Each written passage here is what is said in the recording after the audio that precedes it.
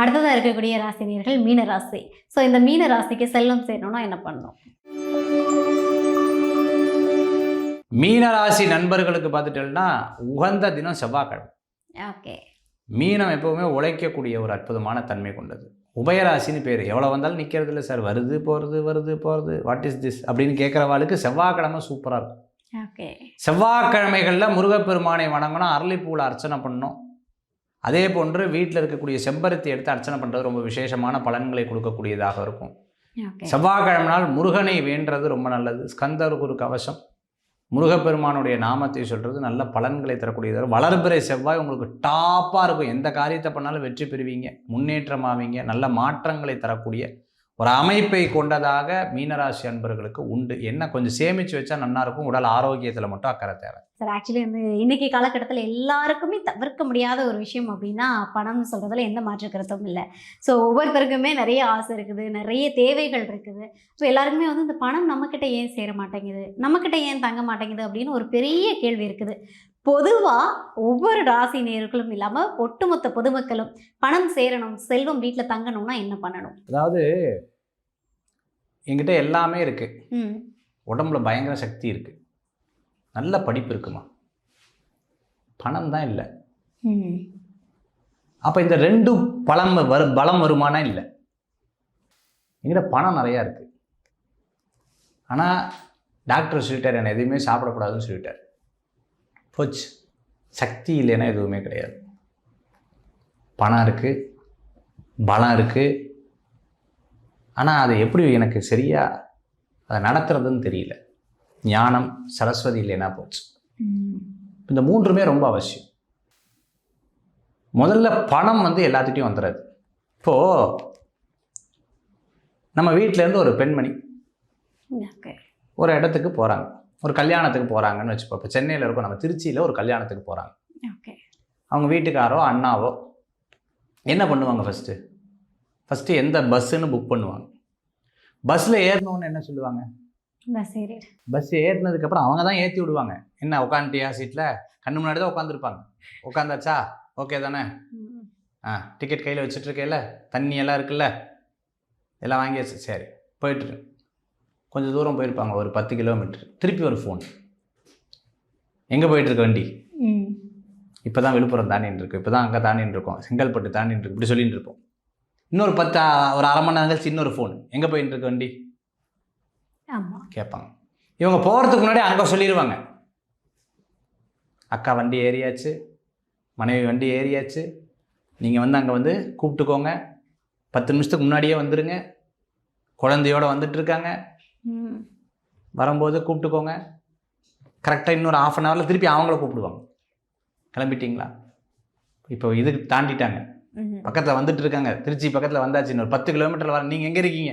ஒரு 10 நிமிஷம் முன்னாடி போயிருங்களேன், சத்தம் போட டென்ஷன் ஆக ஆரம்பிச்சிருவாங்க. நான் சொல்லிட்டேன், அங்கே ரெடியாக ஆள் நிற்கிறாங்க, வண்டியோடு நிற்கிறாங்க, நீங்கள் வந்தோடனே ஒன்றும் கவலைப்பட வேண்டாம், எனக்கு கூப்பிட்டு போயிடுவாங்க. இப்படி எல்லா விஷயத்தையும் ஏற்பாடு பண்ணுவாங்களா, பண்ணியிருக்காங்களா? உங்கள் அப்பா பண்ணியிருப்பார், அண்ணா பண்ணியிருப்பார், வீட்டில் பண்ணியிருப்பார், எல்லாரும் பண்ணியிருக்காங்களா? பண்ணியிருப்பாங்க. நானும் பண்ணியிருப்பேன் இல்லையா? இப்போ மகாவிஷ்ணு எங்கே அம்பாளை வச்சுருக்கார்? ஹிருதயத்தில். அந்த இதயத்தில் இருக்கிற அம்பாள் ஒரு வீட்டுக்கு போயிட்டு வரா, ஒரு வீட்டில் போய் தங்க போகிறா, ஒரு வீட்டில் போய் அவளுக்கு செல்வத்தை தரப்போறான்னா இங்கேருந்து போகிறதுக்குள்ளே எத்தனை தடவை அவர் யோசிச்சிருப்பாருன்னு பாருங்கள். நீ போனோமா வேண்டாமான்னு அவர் யோசிப்பாரா? போகிற இடம் எப்படி இருக்கும்னு யோசிப்பார். அந்த இடம் முதல்ல சுத்தமாக இருக்கணும். எந்த வீட்டில் மகாலட்சுமி தங்குவானா சுத்தமாக இருக்கிற இடத்துல தான் தங்குவான். ஒரு நிகழ்ச்சி சரியாகவே ஏற்பாடு பண்ணல, உங்கள் அப்பாவோ அண்ணாவோ கணவரோ இல்லை யாரோ ஒருத்தர் சரி போயிட்டு வாமான்னு சொல்லுவாளா? அப்போது அந்த இடம் சுத்தமாக இருக்கணும், வீடு சுத்தமாக இருந்தால் தான் லக்ஷ்மி தேவி வருவா. 12 ராசிக்கும் இப்படி தான். 10 நாளாக பாத்திரம் அப்படியே தான் இருக்குது. பாத்திரத்தில் மேலே பூசணம் பூத்து, அதுக்கு மேலே ஒரு ஆடை பூத்து, முதல்ல சுத்தமாக வச்சுருக்கணும். அதுதான் அந்த காலத்தில் வீட்டை சுத்தமாக வச்சுருக்கணும். சுத்தம் சோறு போடும் இல்லையா? அப்போ அந்த வீடை சுத்தமாக வச்சுக்கிறது ரொம்ப முக்கியம். சந்தி நேரத்தில் திட்டப்படாது, கெட்ட விஷயங்களை பேசப்படாது, காசிப்ஸ் பேசப்படாது, இல்லாத நபர்களை பற்றி பேசப்படாது. நல்லா இருக்கு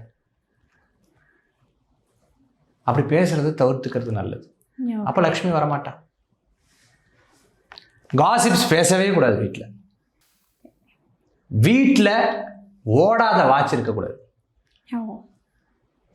உடஞ்ச கண்ணாடி இருக்கக்கூடாது, உடஞ்ச குத்து விளக்கு வச்சுக்கக்கூடாது, உடஞ்ச படங்களை வீட்டில் பயன்படுத்தக்கூடாது, பின்னமான சிலைகளை வீட்டில் வைக்கக்கூடாது, திட்டப்படாது, நெகட்டிவாக பேசப்படாது. வீட்டில் இருக்கக்கூடிய பெண்களை நம்ம வந்து மதிக்கணும். மனைவி ஆண்களை மகாவிஷ்ணுவாக நினைக்கணும். நான் சொல்கிறது புரியுறதா உங்களுக்கு? கல்யாணம் பண்ணலேருந்து என் வாழ்க்கையே செல்ல எங்கே மகாலட்சுமி வருவா? வீட்டில் நல்ல விஷயங்களை பேசணும். காசு வந்தோடனே ஜோப்லேயே வச்சுட்டு ஜோப்லேயே போயிடக்கூடாது. சில பேர் ஜோப்லேயே வச்சுட்டு இருப்பான். இன்றைக்கி சம்பாதிச்சா ஜோப்லேயே வச்சு அடுத்த நாள் காலை ஜோப்லேயே வச்சுட்டு போயிட்டு ஜோப்லேயே வச்சுட்டு வருவா. அப்படி கிடையாது. காசை கொண்டு வந்தால் வீட்டில் சாமி படத்துக்கிட்ட வைக்கணும். வீட்டில் அம்மாக்கிட்டேயோ மனைவிக்கிட்டேயோ குழந்தைகள்கிட்டையோ பணத்தை கொடுக்கணும். கொடுத்து சேமிக்க சொல்லணும். 100 ரூபா சம்பாதிச்சா அட்லீஸ்ட் நம்ம ஒரு 20 ரூபா சேமித்து மீதி 80 ரூபா நம்ம செலவு பண்ணலாம், தப்பு கிடையாது. சேமிப்பு பழக்கத்தை வைக்கணும். வீட்டில் தண்ணியை நிறையா செலவு பண்ணக்கூடாது.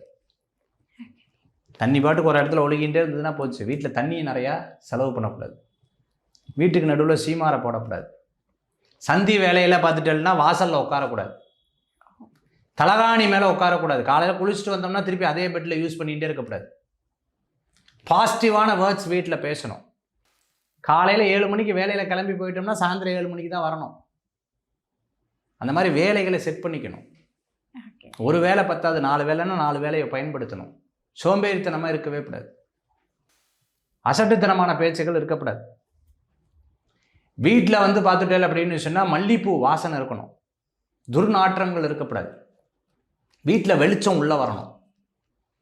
வீட்டில் காலையிலும் மாலையிலும் விளக்கேற்றணும். இருண்டு கிடக்கப்படாது. வீட்டில் காலையில் எந்திரிச்ச உடனே முகம் கை கால் கலைஞ்சி குங்குமமோ விபூதியோ வச்சுட்டு பின்னாடி கதவை முதல்ல திறக்கணும். வாசலை அடுத்தது தான் திறக்கணும். ஜன்னல்கள்லாம் திறந்ததுக்கப்புறம் தான் வாசலை திறக்கணும். வாசலை திறக்கும் போது வரலட்சுமி வரலட்சுமி வரலட்சுமி வரலட்சுமி திறந்து தான் திறக்கணும். காலையில் வாசல் தெளிஞ்சு கோலம் போடணும். சார் எங்கள் வந்து ஃப்ளாட்டு, நான் கோலம் போட்டால் பக்கத்து வீடு வாசல் ஆகிடும். பரவாயில்ல, சின்ன கோலமாக போட்டுக்கலாம். சந்தி நேரத்தில் வாசலில் விளக்கேற்றணும். வீட்டில் விளக்கேற்றணும். வாரத்துக்கு ஒரு முறை கோயிலுக்கு போயிட்டு வரணும். கோயில் அபிஷேகம் பண்ண தீர்த்தத்தை வீட்டில் தெளித்து விடணும். நம்மளுடைய கேஷ் பாக்ஸு, எங்கள் வீட்டில் கேஷ் பாக்ஸே இல்லை, அப்புறம் எப்படி செல்வம் வரும்? கேஷ் பாக்ஸ் வச்சுக்கணும். லாக்கர்லாம் வாங்கி வச்சுக்கணும். மகாலட்சுமியை வேண்டணும், பூஜை பண்ணணும், ஆராதிக்கணும். வீட்டில் குழந்தைகளுக்கு அதை சொல்லணும். கணவன் மனைவி அட்லீஸ்ட் வாரத்தில் ஒரு நாள் வெள்ளிக்கிழமை 2 பேர் சேர்ந்து விளக்கேற்றணும். அட்லீஸ்ட் மாதத்தில் ஒரு நாளாவது குலதெய்வ கோயிலுக்கு போயிட்டு வரணும். இல்லைன்னா 6 மாதத்துக்கு ஒருக்காவது குலதெய்வ கோயிலுக்கு போயிட்டு வரணும். வருஷத்தில் 2 தடவை ஹோமம் பண்ணிடணும். வீட்டில் 4 பேர் வந்துட்டு போகிறேன்னா திருஷ்டி எடுக்கணும். வீட்டுக்குள்ளே வரும்போது மங்களகரமான ஒரு அமைப்பை வீட்டில் வச்சுருக்கணும். இதெல்லாம் இருந்தால் லக்ஷ்மி தேவி வீட்டுக்கு வருவாள். லக்ஷ்மி வந்து நிலைப்பா நிற்பா. அது பெருமாள் அனுகிரகம் பண்ணுவார். சரி போயிட்டு வான்னு.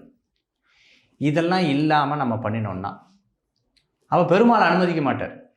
உங்கள் வீட்டில் அப்பாவோ அண்ணாவோ கணவரோ நீ இதை பண்ணாதேன்னு சொன்னால் பண்ணுவேலா? பெருமாள் வேண்டான்னா எப்படி பண்ணுவேன்? அப்போது நம்ம வீட்டில் லக்ஷ்மி வந்து அது அஷ்டலக்ஷ்மியாக மாறணும்னா இத்தனை விஷயத்தை நம்ம கடைப்பிடிச்சோம்னா லக்ஷ்மி தேவி அஷ்டலக்ஷ்மியாக மாறும்.